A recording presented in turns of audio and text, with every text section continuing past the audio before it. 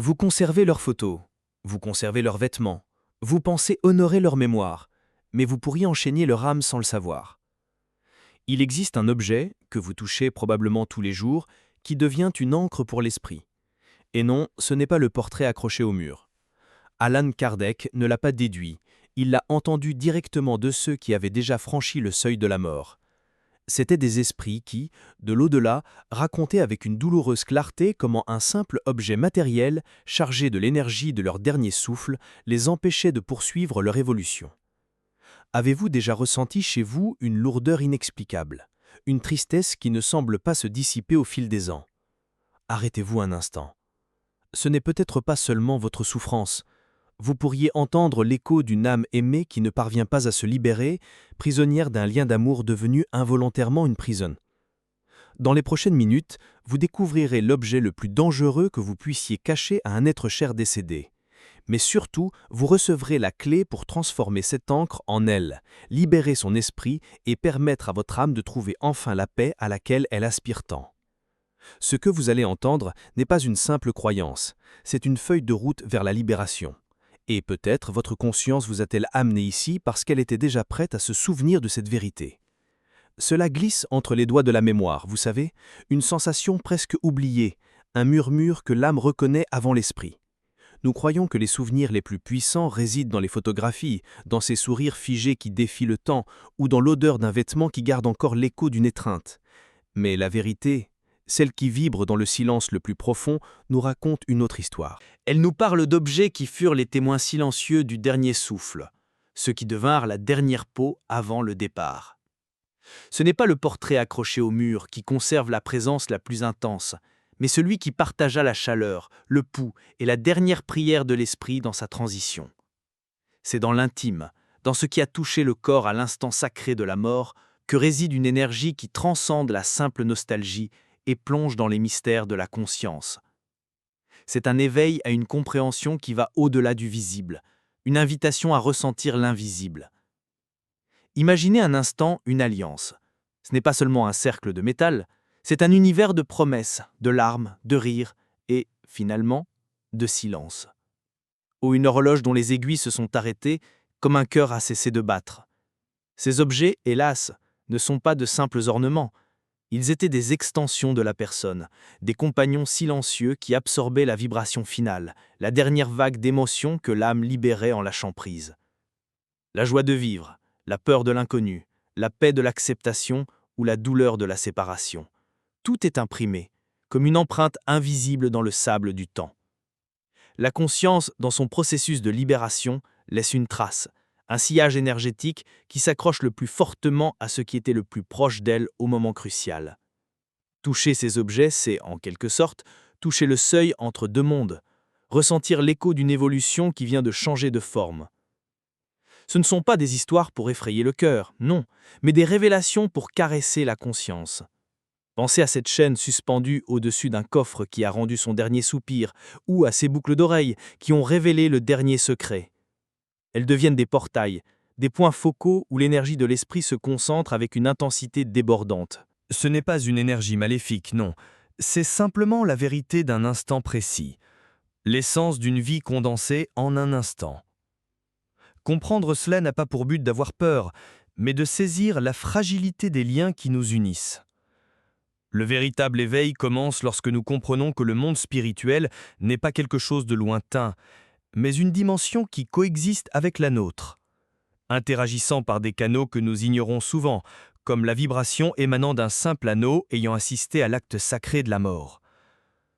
Ici, l'enseignement que le grand Kardec nous a légué s'épanouit avec une clarté étonnante. Il nous a montré que l'esprit ne disparaît pas dans le néant, mais poursuit son chemin, influencé par les attachements et les pensées qu'il a laissés derrière lui. Ces objets, chargés de l'énergie de l'instant final, peuvent servir de phare ou d'encre. Pour l'âme qui s'en va, ils peuvent être un rappel constant du monde qu'elle a quitté, un appel nostalgique qui entrave sa progression. Pour ceux qui restent, ils peuvent devenir un sanctuaire de douleur, un lieu où la souffrance s'auto-alimente, empêchant la blessure de guérir et le but du deuil, qui est la transformation, de s'accomplir. C'est une subtile danse entre souvenir et rétention, où l'amour doit apprendre à se libérer afin que l'évolution de chacun, celui qui est parti et celui qui est resté, puisse poursuivre son cours naturel vers de futures retrouvailles. Ainsi, sans que nous nous en rendions compte, ces petits trésors peuvent devenir des entraves invisibles. Leur présence physique dans notre quotidien nous maintient connectés non pas au souvenir heureux de l'être aimé, mais à l'énergie stagnante du moment de sa mort. Chaque fois que nous les regardons avec des larmes, chaque fois que nous les tenons avec un désir désespéré, nous renforçons ce lien, gardant l'esprit ancré dans une vibration de tristesse. Ce n'est pas l'objet lui-même qui compte, mais le pont émotionnel que nous construisons vers lui. C'est une vérité aussi subtile que l'air que nous respirons, mais aussi puissante que la force qui fait bouger les marées. Et c'est là que notre conscience doit s'éveiller, pour discerner si nos reliques sont des ailes qui nous élèvent avec de bons souvenirs ou des chaînes qui nous enfoncent dans un océan de souffrance perpétuelle. Et c'est ici que résonne la voix sereine de Kardec, non comme un dogme, mais comme l'écho d'une vérité aussi ancienne que l'âme elle-même. Lui, qui a osé dialoguer avec le silence, nous a révélé que la pensée est le lien qui unit les mondes. Un esprit ne s'accroche pas à un objet avec des mains qui ne le possèdent plus, bien sûr que non, mais avec la force de son esprit, avec la vibration de ses affections. La conscience, libérée du corps, devient un aimant à souvenir et à attachement. Si dans la vie un objet représentait un amour profond, une sécurité ou une identité, il est naturel que la pensée de l'esprit y retourne comme un oiseau retourne à son nid. Ce n'est pas un acte de volonté obstiné, mais un réflexe, un instinct de l'âme en quête d'un point de repère dans un océan de perceptions nouvelles. Tel est le premier fil conducteur, la mémoire de l'esprit, sa dernière empreinte émotionnelle laissée dans la matière. Mais ce fil, à lui seul, est fragile. Ce qui le transforme en chaîne, en encre susceptible d'entraver le voyage de l'âme, c'est l'énergie que nous, ceux qui restent, y envoyons. Notre souffrance, lorsqu'elle se transforme en lamentation incessante, notre désir qui refuse de se transformer en doux souvenir, nourrit ce lien. Chaque larme de désespoir, chaque appel au retour est une vibration qui les atteint, un message qui leur dit involontairement « Ne pars pas, reste ici, dans ma douleur ». Et l'esprit, souvent troublé par la transe de la mort elle-même, peut interpréter cet appel comme un devoir, une mission de réconfort qui l'empêche de poursuivre son évolution. Ce n'est pas l'amour qui les emprisonne, jamais, mais la façon dont notre douleur déforme cet amour, le transformant en un besoin égoïste de présence. Imaginez un voyageur qui tente d'entamer un long voyage vers une terre de paix, vers une réunion tant désirée avec son essence. Cependant, une corde invisible nouée à sa taille le retient au point de départ. Cette corde est l'attachement. De l'autre côté, l'esprit perçoit l'angoisse de ses proches et son propre but s'obscurcit. Le besoin de s'élever, d'apprendre, de poursuivre son évolution entre en conflit avec le désir d'alléger les souffrances qu'il a laissées derrière lui. Ce dilemme peut le maintenir dans une zone intermédiaire, un état de suspension où il n'appartient pleinement au monde spirituel et ne peut interagir avec le nôtre. Éveiller notre conscience à cette réalité est un acte d'amour suprême, comprendre que pour les aider dans leur cheminement, nous devons d'abord guérir le nôtre. La solution ne réside donc pas dans une action extérieure, mais dans une profonde transformation intérieure. L'objet, cette alliance ou cette montre fonctionne comme un diapason.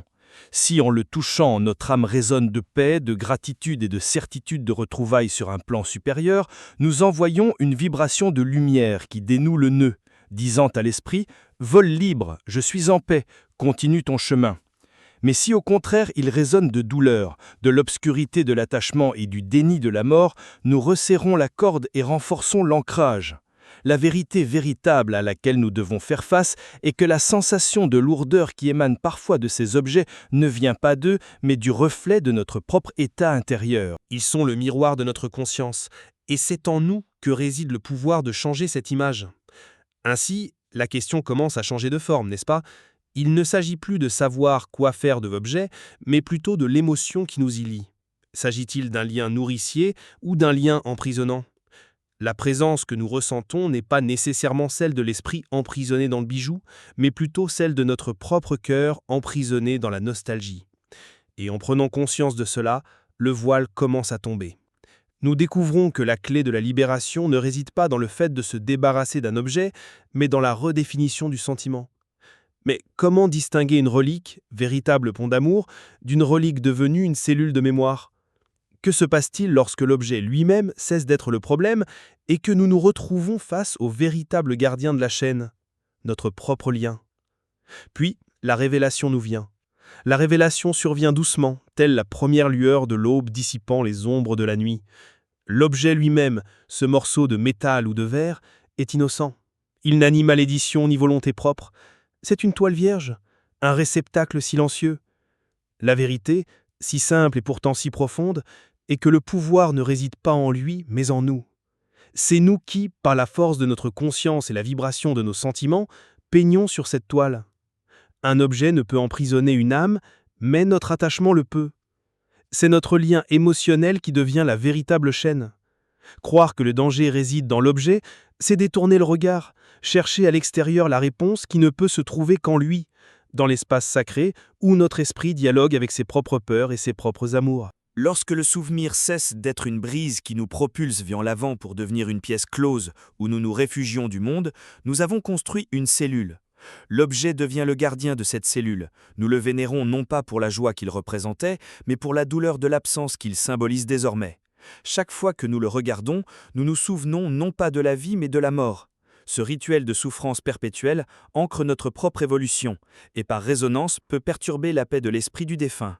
C'est un amour qui, dans sa tentative désespérée de ne pas oublier, finit par enchaîner. Et c'est un éveil crucial, reconnaître si nos reliques sont des monuments à l'amour ou des mausolées à la perte. Un lien saint, en revanche, est un pont de lumière. L'objet devient symbole de gratitude, rappel non pas de ce qui a été perdu, mais de ce qui a été gagné. L'expérience, l'apprentissage, l'amour partagé. Lorsque nous le tenons et ressentons la paix, lorsqu'un sourire apparaît sur nos lèvres en nous remémorant un souvenir, nous envoyons une vibration accrue, signe que nous avons compris le but de la transition. Nous disons à l'âme aimée, « Ta présence dans ma vie m'a rendu meilleur, et avec cette force, je poursuis maintenant mon chemin, en attendant nos retrouvailles. » À cet instant, l'objet cesse d'être une ancre et devient une amulette de force, un catalyseur pour l'évolution des deux consciences. Une même pièce avec la même histoire peut être l'une ou l'autre. La seule variable est l'intention qui vient de notre cœur. Je vous invite à un moment de silence. Prenez cet objet précieux dans vos mains. Fermez les yeux. Respirez profondément et demandez à votre âme, et non à votre esprit, « Qu'est-ce que je ressens ?» Ne jugez pas la réponse. Observez-la simplement. Ressentez-vous une expansion dans votre poitrine, une chaleur qui vous réconforte et vous donne de la force? Ou ressentez-vous une contraction, une boule dans la gorge, un poids qui vous ramène au passé? La vérité de votre lien se révélera dans cette sensation. C'est un dialogue intime entre votre conscience et l'énergie que vous avez placée dans ce morceau de votre histoire.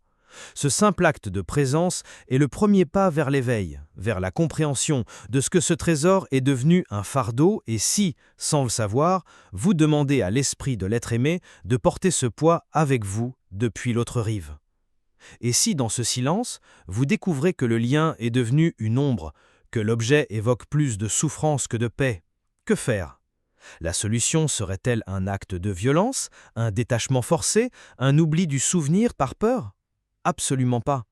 L'univers ne nous demande pas de renoncer à l'amour, mais de le transformer.